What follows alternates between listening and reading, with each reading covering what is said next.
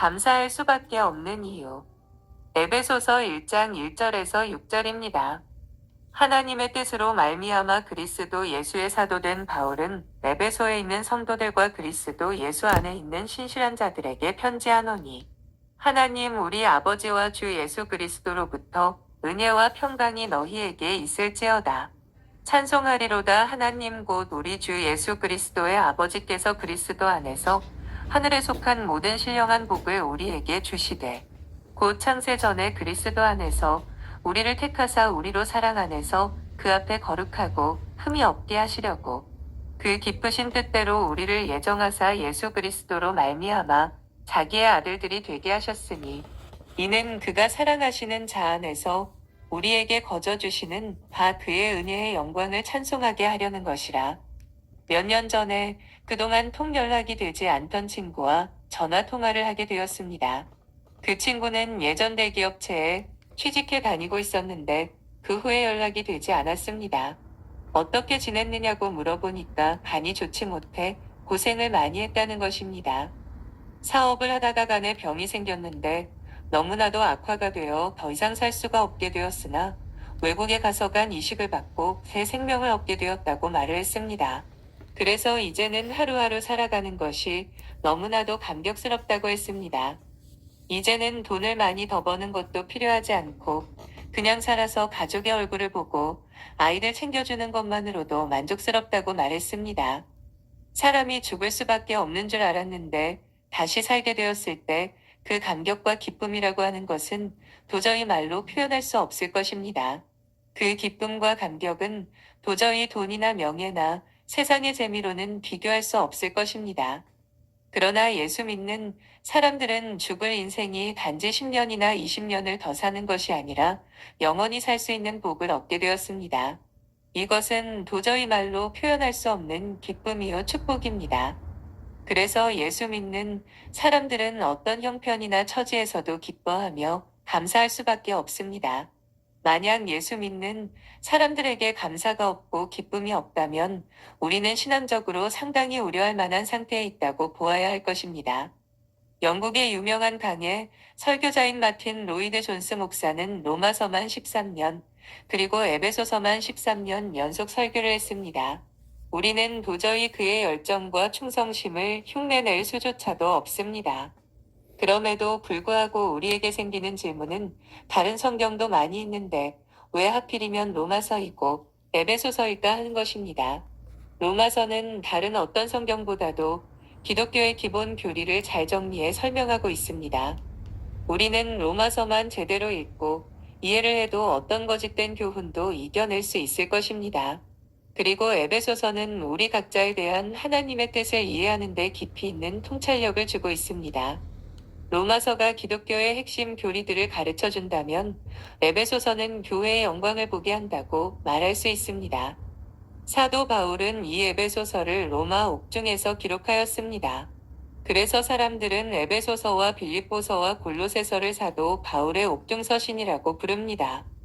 에베소는 아시아의 고린도라고 부를 정도로 세속적으로 타락한 항구 도시였습니다. 에베소에는 거대한 아데미 신전이 있었는데 그곳은 우상숭배와 음란의 중심지였습니다. 그러나 사도 바울이 에베소에서 큰 부흥을 일으켰을 때 마술하는 자들이 마술책을 다 불태우고 예수님을 믿는 놀라운 일도 있었습니다. 또 사도 바울은 에베소의 두란노서원이라는 곳에서 2년 동안 많은 제자를 길러 인근의 도시의 목회자나 전도자로 파송했습니다. 사도 바울이 에베소 교회에 편지를 보내어야 되겠다고 생각한 것은 이 교회와 비슷한 문제가 다른 교회에도 있었기 때문이었습니다. 그 첫 번째는 유대인 신자와 이방인 신자 사이의 관계였습니다. 그 당시 교회는 아직 교파 분열이라는 것을 몰랐습니다. 하지만 유대인들과 이방인 사이에는 도저히 하나가 될 수 없는 차이가 있었습니다. 생각하는 것이나 생활하는 것이나 문화적 풍습들이 너무나도 달랐습니다. 유대인들의 입장에서는 왜 이방인 교인들을 용납해야 하는지, 이방인 신자들의 입장에서는 왜 유대인들을 배척해서는 안 되는지 분명히 깨달아야만 했던 것입니다. 즉, 우리는 우리끼리만 믿는 것이 아닙니다. 우리는 거대하고 영광스러운 하나님, 나라의 한 백성입니다. 우리는 한 사람이 믿고 싶고 하고 싶은 것이 중요한 것이 아니라 이 거대한 하나님, 나라의 축복에 대해 먼저 알 필요가 있는 것입니다. 두 번째는 믿지 않는 자들과의 생활 방식의 차이였습니다. 그 당시 믿지 않는 자들의 생활은 말 그대로 음란하고 방탕하고 거짓말하고 술 취한 생활이었습니다. 그런데 예수 믿는 사람들은 예수 믿고 난 후에 왜 이렇게 살아서는 안 되는지 가르침이 필요했습니다. 아무리 예수를 믿는다 해도 우리 안에는 죄짓고 싶은 마음이 있고 다른 믿지 않는 사람들처럼 타락해 살고 싶은 본성이 있습니다. 그것에 대해 왜 우리는 그렇게 살아서는 안 되는지 알 필요가 있는 것입니다. 세 번째는 우리에게는 무서운 영적 전쟁이 있습니다. 그것은 눈에 보이는 사람들과의 싸움이 아니라 눈에 보이지 않는 사탄의 세력과의 전쟁이 있습니다. 특히 에베소와 같이 세속적이면서도 부흥이 일어나는 곳에서는 사탄과 하나님 백성 사이에 치열한 영적 전쟁이 있습니다. 우리는 이 영적 전쟁에서 철저하게 무장되어 있어야 하고 영적 고지들을 정복해야 합니다. 실제로 우리가 살고 있는 이 도시만 해도 절이 많고 미신이 심한 곳입니다. 이런 곳에서 부흥이 일어날 때는 반드시 치열한 영적 전쟁에서 이겨야 하는 것입니다. 사도 바울은 이것을 내가 이것을 하고 싶어 한다든지 혹은 나는 이런 것을 죽어도 싫어한다는 식으로나 중심적으로 생각한 것이 아니라 지극히 높으신 하나님의 뜻에서부터 생각해야 한다고 말하고 있습니다. 에베소서의 장점은 오늘 이 시대 현실에서 겪고 있는 문제들을 우리의 입장에서 설명하는 것이 아니라 수직적으로 지극히 높으신 하나님의 뜻에서부터 풀어내는 것입니다. 오늘 우리에게는 풀어야 할 자신들의 문제가 많이 있을 것입니다. 어떤 사람은 왜 내가 이 도시에서 태어나야 했는지가 이해되지 않을지도 모릅니다. 어떤 사람은 왜 내가 건강한 몸을 가지지 못하고 장애를 가지고 살아가야 하는지 이해되지 않을 것입니다. 어떤 사람은 도대체 하나님께서 이 복잡한 시대에 나를 향해 가지고 계신 뜻이 무엇인지 알기를 원하고 있을 것입니다. 사도 바울은 이 모든 것을 하나님의 관점에서 해답을 찾자 라고 말하고 있습니다. 그러므로 에베소서는 성경의 많은 서신들 중에서 가장 깊이가 있으면서도 실제적 장점을 가지고 있습니다. 실제로 이 편지는 우리의 인생을 아름답게 바꿀 것입니다. 사도 바울은 먼저 에베소 교인들에게 편지하면서 이렇게 인사를 하고 있습니다. 1절입니다. 하나님의 뜻으로 말미암아 그리스도 예수의 사도된 바울은 에베소에 있는 성도들과 그리스도 예수 안에 신실한 자들에게 편지하노니. 사도 바울은 먼저 하나님의 뜻에서부터 모든 것에 답을 찾고 있습니다. 사도 바울은 무엇보다 로마에 가서 복음 전하기를 원했습니다. 그러나 지금 그는 로마 감옥에 갇혀 있습니다. 이 모순을 그는 어떻게 이해하고 있습니까? 하나님의 뜻으로 사도된 바울입니다. 물론 사도 바울도 인간이기 때문에 도저히 감옥에서 이렇게 고생하는 것이 이해되지 않을 것입니다. 사도 바울은 한평생을 다니면서 복음 전하기를 원했습니다. 그러나 지금은 감옥에 갇혀 있고 그가 할 수 있는 것은 아무것도 없었습니다. 물론 그는 처음에 감옥 생활에 굉장히 답답해하기도 했을 것이며 감옥 안의 부당한 일들에 대해 분노를 느끼기도 했을 것입니다. 하지만 그것도 하나님의 뜻이라고 생각했습니다. 우리는 보통 하나님의 뜻이라고 할 때 체념적 의미로 사용할 때가 많습니다. 즉, 자신이 이런 형편에 있는 것에 대해 무슨 하나님의 뜻이 있겠지요. 라는 식으로 체념하는 것입니다. 그러나 사도 바울은 결코 감옥 안에서 체념하지 않았습니다. 감옥이라는 어려운 환경에서 하나님의 말씀 속을 깊이 파고 들어가 보았습니다. 그랬더니 드디어 우리 신자들의 마음속에 부어지는 하늘에 속한 신령한 복이라는 것을 캐내게 되었습니다. 한 걸음 더 나아가 이 세상에 있는 교회가 얼마나 영광된 집단이며 복받은 공동체인지 발견하게 되었습니다.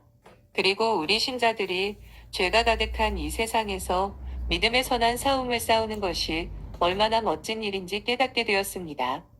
오히려 황무지에서 성의 아름다움이 잘 보이고 들판에 있기 때문에 성 안의 등불이 더 뚜렷하게 보이는 것처럼 사도 바울도 감옥 안에 갇혀 있었기 때문에 오히려 성도들에게 주어지는 하나님의 복을 더 잘 깨달을 수 있었던 것입니다. 우리는 모두 자신에 대한 하나님의 뜻을 찾고 있습니다. 마치 금을 캐는 사람이 금덩이를 찾아 땅 여기저기를 파헤치듯이 왜 우리가 여기에 살아야 하며 하나님은 나를 어디에 쓰시려고 하는지 하나님의 뜻을 찾고 있습니다. 이때 우리가 알아야 할 것은 아무데나 파헤친다고 다 금이 나오는 것은 아닙니다. 또한 무턱대고 하나님의 뜻이 나타나기를 기다려서도 안 됩니다. 우리는 속사람을 하나님의 영적 복으로 채워야 합니다. 왜냐하면 금덩이는 다른 데 있는 것이 아니라 우리 자신이 바로 금덩이기 때문입니다. 그리고 말씀으로 변화된 우리들이 모인 교회가 영원히 빛나는 시온성입니다. 사도 바울은 에베소에 있는 교인들을 향해 에베소에 있는 성도들과 그리스도 예수 안에 신실한 자들이라고 표현하고 있습니다. 사실 에베소와 성도는 잘 어울리지 않는 실체입니다. 왜냐하면 에베소라는 도시는 그 당시에 가장 우회속적인 도시였습니다. 술집이 많고 마술하는 사람들이 많고 음란한 짓을 하는 사람들이 많은 도시였습니다.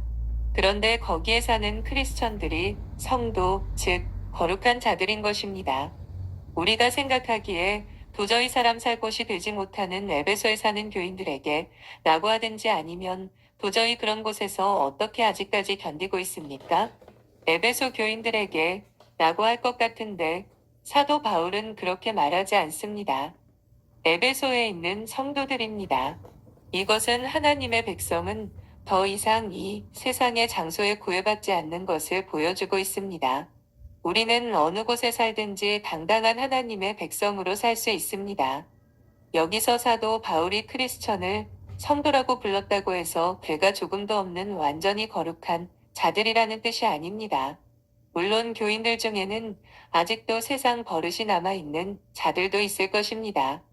한 잔식소를 걸치기도 하고 욕을 하기도 하고 좋지 못한 구경거리들을 찾아다니는 자들도 있을 것입니다. 그럼에도 불구하고 그들이 성도인 이유가 어디에 있습니까? 그들의 마음속에 하나님을 향한 믿음이 있기 때문입니다. 우리가 예수를 믿었다고 해서 당장 세상적 모든 습관을 다 때려 부수고 하루아침에 천사가 되는 것은 아닙니다. 우리 안에는 아직 죄의 습관이 있고 죄에 대한 미련이 있습니다. 그래서 죄의 유혹에 넘어가 죄 짓는 행위를 할 때가 있습니다. 하지만 분명한 것은 결코 이 죄가 우리를 기쁘게 하지 않는다는 사실입니다. 죄가 우리 안에 있는 성령의 기쁨을 빼앗아가고 우리를 거의 질식시킬 정도로 답답하게 만듭니다. 결국 우리 안에 있는 죄를 다 토해내기 전까지는 성령의 기쁨이 회복되지 않습니다. 바로 이것이 우리 안에 하나님의 거룩한 영이 계신 것입니다. 우리가 아무리 기쁘고 성령 충만하다가도 혈기를 부리거나 음란한 생각을 하거나 거짓말을 하면 한순간에 이 기쁨이 소멸되어 버립니다. 마치 하나님이 나를 버리신 것 같고 내 속에는 성령이 안 계신 것 같습니다. 우리가 성령의 감동을 회복하려면 죄 지은 이상으로 울어야 하고 고백해야 하고 눈물을 짜내야 합니다. 그러면 겨우 예전에 그 기쁨이 다시 회복됩니다. 우리는 결코 완전하기 때문에 성도인 것은 아닙니다. 단지 그리스도 안에 있기 때문에 성도인 것입니다. 결국 그리스도 안에 있다는 것은 우리의 운명을 결정하는 아주 중요한 말입니다. 그리스도 예수 안에 신실한 자들에게 편지하노니 결국 인간의 운명은 그리스도 안과 그리스도 밖으로 나누어집니다. 그리스도 밖에서는 아무리 훌륭하고 인격적인 사람도 하나님의 은혜를 받을 수 없습니다. 하나님의 은혜는 오직 그리스도 안에만 있기 때문입니다. 여기에 보면 그리스도 예수 안에 신실한 자들이라고 말하고 있습니다. 성도는 결국 그리스도 안에 신실한 자들인 것입니다. 신실한 자로 번역된 헬라어 피스토스는 두 가지 뜻이 있습니다. 하나는 믿는 자, 다른 하나는 우리 번역처럼 신실한 자라는 뜻입니다. 여기서 우리 번역은 믿는 자라고 하지 않고 신실한 자라고 했습니다. 결국 우리 신앙에는 두 가지가 다 들어 있습니다. 우리는 믿는 자들입니다. 예수 믿는 사람들이 세상 사람들과 다른 것은 그들이 믿기 때문입니다. 우리는 하나님이 계신 것을 믿습니다. 우리는 하나님의 말씀을 믿습니다. 우리는 예수님이 우리를 위해 죽으신 것을 믿습니다. 결국 하나님의 백성을 세상 사람들과 영원히 분리시키는 것은 바로 이 믿음입니다. 하지만 이 믿음은 우리를 다른 사람으로 변화시키기 시작합니다. 이 믿음이 우리를 신실한 자로 만드는 것입니다. 우리가 예수님을 믿기 전에는 믿을 수 없는 사람들이었습니다. 변덕이 심했고 이기적이었으며 믿을 수 없는 사람들이었지만 믿음이 우리를 보석같이 만들었습니다. 이것이 바로 신실한 자들입니다. 이 세상의 다른 것들은 결코 오래가지 않습니다. 쇠붙이들은 강하지만 얼마 있지 않으면 녹슬어버립니다. 그러나 보석은 아무리 오래가도 그 찬란한 빛이 없어지지 않고 변하지 않습니다. 우리가 하나님의 은혜로 변화되었을 때 보석같이 됩니다. 이것이 우리를 향한 하나님의 뜻이며 우리 한 사람 한 사람은 대단히 가치 있는 사람으로 변하게 됩니다. 2절입니다. 하나님 우리 아버지와 주 예수 그리스도로조차 은혜와 평강이 너희에게 있을지어다. 먼저 사도 바울은 우리에게 은혜와 평강이 너희에게 있을지어다 라고 인사하고 있습니다. 우리는 서로에게 좋은 인사를 하는 것이 아주 중요합니다. 왜냐하면 인사하는 것이 서로를 축복하는 것이며 그 축복은 그대로 이루어지게 됩니다. 심지어 우리는 서로 대하여 좋은 생각만 가져도 그대로 이루어질 때가 많습니다. 하물며 이것을 말로 표현했을 때는 더 잘 이루어지게 될 것입니다. 사도 바울은 우리에게 많은 인사가 필요하지만 그 중에서 가장 필요한 것은 은혜와 평강이라고 생각했습니다. 여기서 평강은 소극적으로 내면적 갈등이 없는 것을 말합니다. 즉, 평강이 없다는 것은 갈등 가운데 있고 내면적 분쟁이 있다는 뜻입니다. 우리 몸에 좋지 않은 바이러스가 들어오게 되면 몸은 그것을 막아내느라고 아프게 됩니다. 열이 나기도 하고 콧물이 흐르기도 하고 몸에 통증을 느끼기도 합니다. 그러나 몸이 그 바이러스를 이겼을 때에는 온몸이 상쾌하고 정신도 맑아지고 아주 힘이 넘치게 되는 것입니다. 사탄은 자주 우리에게 정신적 독을 주사해 마음을 아프게 하고 영혼을 병들게 합니다. 심한 경우에는 우리를 영적 침체에 빠뜨리기도 합니다. 이때 우리가 이 독을 이길 수 있는 방법이 무엇일까요? 아주 강한 하나님의 말씀을 듣는 것입니다. 아주 강한 페니실린 주사를 맞는 것입니다. 에베소서 같은 아주 강한 주사를 맞으면 아무리 독한 사탄의 바이러스라고 하더라도 떨어지게 될 것입니다. 우리가 무조건 체념하고 참는다고 해서 평강이 오는 것이 아닙니다. 하나님께서 진리로 우리를 이해시켜 주셔야 합니다. 즉, 어려움 가운데 하나님의 뜻을 발견할 수 있어야 하는 것입니다. 우리는 모르는 길을 처음 갈 때 굉장히 마음이 불안합니다. 때로는 식구들끼리 다툴 때도 있습니다. 그러나 자신들이 원하던 표지판이 나오면 기뻐하게 됩니다. 왜냐하면 바른 길을 가고 있는 것이 확인되기 때문입니다. 가끔 많은 성도가 어려운 가운데서 말씀을 듣고 굉장히 기뻐하면서 감사하는 것을 보게 됩니다. 그 이유는 자신들이 이런 어려움을 당하는 것은 믿음이 없기 때문이고 하나님께서 축복하시지 않기 때문이라고 생각합니다. 그러나 주님의 말씀을 듣고 보니까 적어도 자신들이 바른 길을 가고 있다는 것은 확신이 된 것입니다. 그때 눈물을 흘리면서 기뻐하고 좋아합니다. 이것이 바로 평강입니다. 또한 은혜라는 것은 사탄의 공격으로부터 우리도 모르게 보호가 되는 것입니다. 우리가 살고 있는 이 대기 위에는 오존층이 있어 몸에 해로운 방사선이 들어오면 차단시키는 역할을 합니다. 혹은 운석이 떨어지면 대기가 태워버려서 우리를 안전하게 합니다. 이와 같이 하나님의 은혜는 우리에게 쿠션 같은 역할을 합니다. 그러기에 높은 데서 떨어져도 뼈가 부러지지 않고 혹은 무슨 물건이 떨어져도 우리가 크게 다치지 않는 이유는 은혜가 우리를 지키고 있기 때문입니다. 사실 우리는 자신이 알지 못하는 가운데 얼마나 많은 위기로부터 보호되고 있는지 모릅니다. 하지만 은혜는 우리를 보호하기만 하는 것이 아닙니다. 우리에게 힘을 주고 용기를 주고 지혜를 주어 위기를 능히 이기게 합니다. 이제 드디어 우리는 에베소서의 진수에 들어가고 있습니다. 이제 우리는 드디어 이 세상 어느 곳에서도 들어볼 수 없는 천상의 소리를 듣게 되었습니다. 어쩌면 이 말씀이 너무 아름답고 놀라워 우리를 멍하게 할지도 모릅니다. 우리는 이것이 가지는 뜻이 무엇인지 전혀 이해하지 못할 수도 있습니다. 그러나 지금 하나님의 지성소에서 들을 수 있는 최고의 복된 말씀을 듣게 되는 것입니다. 3절입니다. 찬송하리로다 하나님 곧 우리 주 예수 그리스도의 아버지께서 그리스도 안에서 하늘에 속한 모든 신령한 복으로 우리에게 복 주시되. 여기서 놀라운 것은 우리가 이 세상에서 보고 듣고 가지기 원하는 것과 전혀 다른 복이 있다는 것입니다. 그것이 바로 하늘에 속한 신령한 복입니다. 우리는 이 세상에 살면서 좋은 것이 너무나도 많다는 것을 알게 되었습니다. 이 세상의 자연이나 땅은 너무나도 탐스러운 것입니다. 바람과 함께 사라지다 해서 스칼렛의 아버지 오하라 씨는 땅이야말로 그것을 위해 노력하고 애쓰고 죽을 유일하게 가치가 있는 것이다. 라고 말했습니다. 이 세상의 부귀와 영화도 얼마나 아름답고 좋습니까? 이 세상에서 많은 지식을 가진다는 것이 얼마나 사람을 빛나게 만듭니까? 그리고 땅 속에는 말로 표현할 수 없는 보석들이 있습니다. 금이나 은이나 금광석, 석유 같은 것은 모두 땅 속에서 나오는 것입니다. 아마 인간은 이 세상에서 영원히 죽지 않고 살라고 하면 제일 좋아할 것입니다. 하지만 이 세상에 있는 것들은 모두 진짜 축복이 아닙니다. 단지 우리 인간이 이 세상에 사는 동안 굶어 죽지 않도록 하나님께서 주신 비상식량에 불과한 것입니다.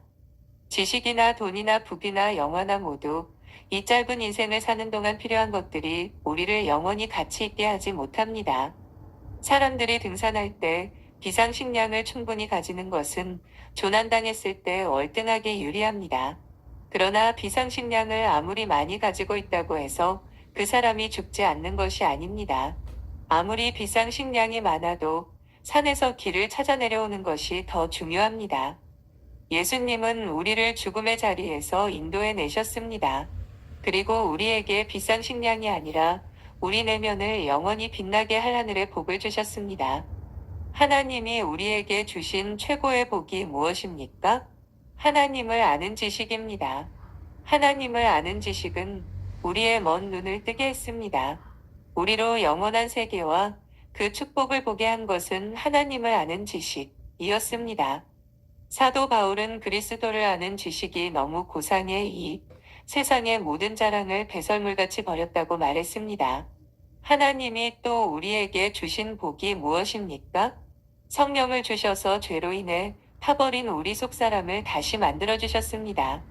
남대문같이 불에 타버린 우리 속사람을 성령이 오셔서 다시 전보다 더 완전하고 아름답게 만들어주신 것입니다. 하나님은 우리 안에 지혜를 주셨습니다. 마귀를 이길 힘을 주셨습니다. 하나님은 우리 안에 하나님의 영원한 성품을 부어주셨습니다. 우리는 지금 하나님의 보물창고 안에 들어와 있는 것입니다. 하나님께서는 이 모든 복을 마음껏 다 가져가라고 말씀하십니다. 하늘에 속한 모든 신령한 복입니다. 하늘에 속한 신령한 복은 이 세상에 속한 육적인 복과는 구별되는 것입니다. 이 세상에 있는 복은 모두 진짜 복이 아니고 그림자 복입니다. 사람들은 그림자가 진짜인 것처럼 자랑하며 뽐내고 있습니다. 그러나 진짜 복은 하나님 자신과 하나님의 영원한 말씀입니다. 우리를 향한 하나님의 뜻은 우리에게 세상적인 복을 많이 주시는 것이 아닙니다. 오히려 세상적인 복을 거두어 가기도 하십니다. 왜냐하면 우리가 세상적인 복에 배불러 있으면 신령한 복을 찾지 않기 때문입니다. 우리는 세상의 모든 것을 다 잃어버려도 하나님과 하나님의 말씀만 잡으면 가장 복된 사람입니다. 왜냐하면 우리 자신이 보물로 변하기 때문입니다. 이 세상 사람들은 자신이 보물인지 모르기 때문에 무엇인가를 가져야 가치가 있다고 생각합니다. 돈이 있어야 가치가 있고 학벌이 있어야 가치가 있다고 생각합니다. 그러나 우리는 자신이 보물이기 때문에 다른 것의 도움을 빌릴 필요가 없습니다. 그러기에 이 짧은 세상을 살면서 할 수 있는 한 하나님의 보물로 우리 속을 채워야 합니다. 아브라함은 가나안 땅에서 나그네 인생으로 살면서 하나님의 말씀으로 자신을 채웠습니다. 그랬더니 삶 전체가 기적이었고 능력이었고 축복이었습니다. 이 세상에 어떤 왕도 아브라함을 이길 수 없었습니다. 그는 이 세상의 어느 누구보다도 아름답고 능력 있는 삶을 살 수 있었습니다. 그 이유는 자신이 보물이었기 때문입니다. 모세는 가진 것이 지팡이 하나밖에 없었습니다. 처음에 모세가 세상의 학식이나 경력으로 자신을 치장했을 때는 사람 하나 죽이고 도망치는 신세에 불과했습니다. 그러나 광야를 40년 동안 방황하면서 하나님의 말씀을 자기 속에 채우고 하나님으로 자신을 채웠을 때는 지팡이 하나로 10번의 기적이 일어나게 했습니다. 그 이유는 모세 자신이 보석이었기 때문입니다. 우리가 이 세상에서 가치 있고 능력 있는 삶을 사는 비결은 직장이 아닙니다. 결혼도 아닙니다. 하나님의 복으로 나 자신을 채우는 것입니다. 우리는 이제 더 놀라운 하나님의 비밀을 듣게 됩니다. 그것은 오늘 우리가 이 시대에 태어나 하나님의 백성이 되고 축복의 자녀가 되는 것이 아예 창세 전에 하나님의 예정으로 이루어졌다는 사실입니다. 4절, 5절입니다. 곧 창세 전에 그리스도 안에서 우리를 택하사 우리로 사랑 안에서 그 앞에 거룩하고 흠이 없게 하시려고 그 기쁘신 뜻대로 우리를 예정하사 예수 그리스도로 말미암아 자기의 아들들이 되게 하셨으니 하나님은 우리가 이 세상에 태어나기도 전에 만들어지기도 전에 우리를 미리 축복의 자녀로 예정하시고 택하셨습니다. 여기서 우리의 입이 다물어지지 않습니다. 우리가 이 세상에 태어나기도 전에 아예 창세 전에 나를 하나님의 백성으로 택하셨다고요. 어떻게 이런 일이 가능할 수 있습니까? 사실 이 예정의 교리보다 하나님을 더 불리하게 하는 것이 없습니다. 하나님이 우리를 미리 예정하시고 택하셨다면 택하지 않은 사람은 어떻게 되는 것입니까? 왜 하나님은 모든 사람에게 골고루 기회를 주지 않으시는 것입니까? 왜 하나님은 어떤 사람들만 편애하시는 것일까요? 그러면 인간의 의지는 아무 소용이 없는 것이 아닐까요? 기왕 예정되지 못한 자라고 하면 아무리 믿으려고 해도 안 될 것이고 예정된 자라면 굳이 믿으려고 하지 않아도 어차피 운명적으로 믿게 되지 않을까요? 사실 이 예정만큼 인간이 하나님에 대해 의문을 토하고 불만을 쏟아내는 말씀도 없을 것입니다. 그래서 이 예정은 비밀입니다. 우리는 절대로 믿지 않는 자들에게 예정을 이야기해서는 안 됩니다. 단지 그들의 죄와 그들에게 임할 무서운 심판만 말해주어야 합니다. 하지만 예수 믿고 난 후에 나에 대한 하나님의 뜻을 생각하게 될 때 나타나게 되는 것이 나에 대한 하나님의 계획은 창세전부터였다는 것입니다. 하나님께서는 인간이 만들어지기도 전에 이 놀라운 복을 받을 자들을 계획하셨습니다. 그리고 그 안에 내가 포함되어 있었던 것입니다. 이미 그때 하나님은 나의 이름을 아셨고 나의 존재를 아셨던 것입니다. 하나님께서 그렇게 하신 이유가 어디에 있습니까? 인간이 너무 악해 그냥 두면 저절로 하나님을 믿을 자가 한 사람도 없기 때문입니다. 그래서 하나님은 우리 한 사람 한 사람에 대한 계획을 아예 창세전부터 세워쓰셨습니다. 그리하여 도저히 빠져나올 수 없는 은혜로 우리를 인도하셔서 결국 항복하게 하시고 예수 믿게 하셨던 것입니다. 우리가 살아온 길을 보면 나는 아무렇게나 살아온 것 같은데 하나님은 치밀하게 우리의 삶을 따라오셨습니다. 눈에 보이지 않는 그물로 우리를 몰아오셨던 것입니다. 바다에 아무리 물고기가 많아도 그물이나 낚시 없이는 한 마리도 잡을 수 없습니다. 하나님은 나를 은혜의 그물로 잡으셨던 것입니다. 내가 방황하고 있을 때 조용히 따라오시다가 결정적 순간에 십자가에 못 박히신 손을 보이시면서 창에 찔린 옆구리를 보이시면서 우리를 한순간에 낚아채셔서 하나님의 자녀가 되게 하신 것입니다. 여기서 가장 놀라운 결론이 5절에 나옵니다. 그 기쁘신 뜻대로 우리를 예정하사 예수 그리스도로 말미암아 자기의 아들들이 되게 하셨으니 하나님께서 예수님을 이 세상에 보내신 이유가 어디에 있습니까? 우리 같은 죄인을 하나님의 아들로 삼기 위해서입니다. 여기서 우리는 하나님의 아들이라는 말이 실감 나지 않을 것입니다. 그러나 에베소서를 읽은 교인들에게는 정말 실감나는 단어가 아닐 수 없었습니다. 그 당시는 로마의 지배 아래 살던 때였는데 이 시대의 가장 놀라운 복이 왕족이나 귀족의 아들이 되는 것입니다. 즉, 입양이 되는 것이었습니다. 그 당시 왕이나 귀족이나 부자들 중에서 자식이 없는 사람은 노예나 친척 중에서 양자를 택했습니다. 그러면 그는 아버지의 지위나 재산을 그대로 물려받았습니다. 놀라운 것은 로마 황제 중에서 친자식보다 양자가 왕위를 물려받는 경우가 훨씬 많았다는 사실입니다. 그리고 그때가 로마가 진짜 로마다울 때였습니다. 나중에 진짜 자식들에게 물려주었을 때 로마는 쇠퇴하기 시작했습니다. 자기 핏줄보다 능력 있는 자에게 아들을 물려준다는 것이 로마의 정신이었습니다. 그 당시에 입양이라는 것은 어마어마한 출세요 복이었습니다. 어느 한순간에 왕이 되고 귀족이 되는 것이었습니다. 그런데 우리는 하나님의 아들로 입양이 되었습니다. 왕족이나 귀족이 아니고 천사들보다 훨씬 더 높은 하나님의 아들로 입양이 된 것입니다. 여기서 사도 바울이 제기하는 모든 윤리적 문제가 다 풀려버리게 됩니다. 즉, 우리는 하나님의 아들이 되었으니까 하나님의 아들답게 행하자는 것입니다. 우리는 원래 예수님이 가지셨던 그 어마어마한 영광과 능력과 지위를 그대로 물려받게 되었습니다. 지금 이것이 우리의 신분이요 위치입니다. 그럼에도 불구하고 이 세상에서 얼마 있지 않으면 서거 없어질 것들에 목을 매단다는 것은 어리석은 짓입니다. 우리가 가난해도 얼마든지 당당할 수 있고 세상적으로 인정받지 못해도 충분할 수 있는 것은 하나님의 아들의 지위를 얻었기 때문입니다. 예수님은 이 세상에 계실 때 학벌을 가지지 아니하셨습니다. 그렇지만 지혜가 탁월하셨습니다. 그 이유는 하나님의 아들이셨기 때문입니다. 그는 가난과 질병과 외로움과 소외도 다 이기셨습니다. 그는 부자라고 굽신거리지 아니하셨습니다. 바리새인이나 서기관들의 인정을 받으려고 쫓아다니지 아니하셨습니다. 왜냐하면 그에게는 하나님의 아들의 존귀함이 있었기 때문입니다.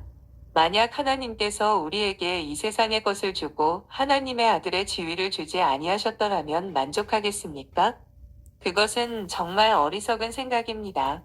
우리는 지금 천사보다 더 높은 지위를 얻은 자들이 되었습니다. 이제 하나님을 친아버지로 부르시기 바랍니다. 하나님을 친아버지로 생각하시기 바랍니다. 하나님께서 아주 오래전부터 우리를 택하신 이유가 어디에 있습니까? 그것은 우리가 잘 살고 행복하기 위해서가 아닙니다. 오늘 본문에서는 두 가지로 설명하고 있습니다.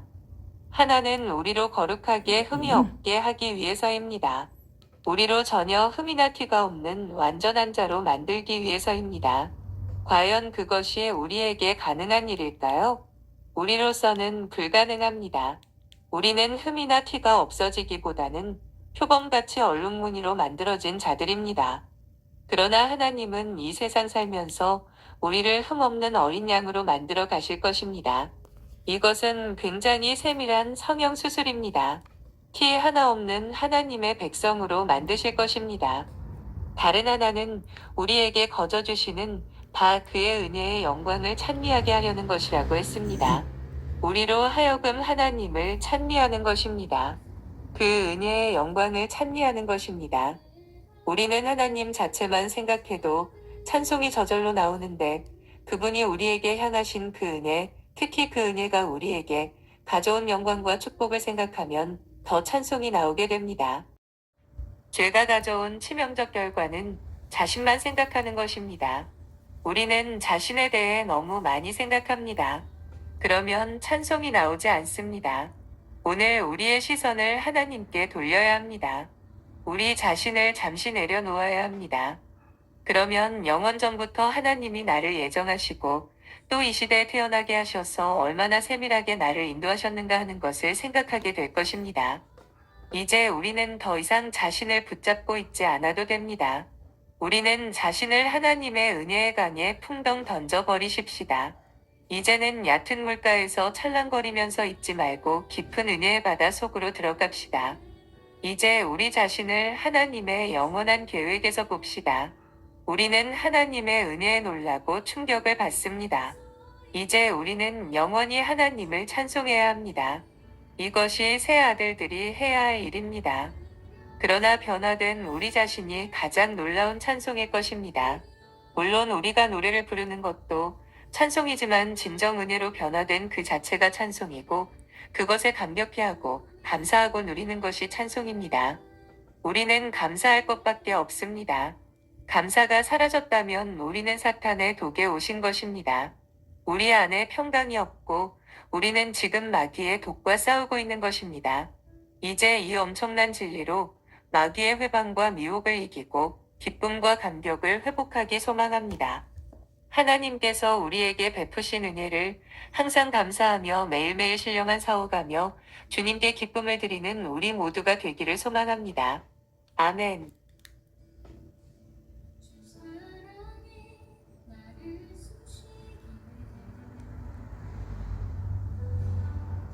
세상 그 어떤 어려움 속에 주 은혜로 나를 돌보시며 세상 끝날까지 지켜주시네 주 사랑이 나를 숨쉬게 해 세상 그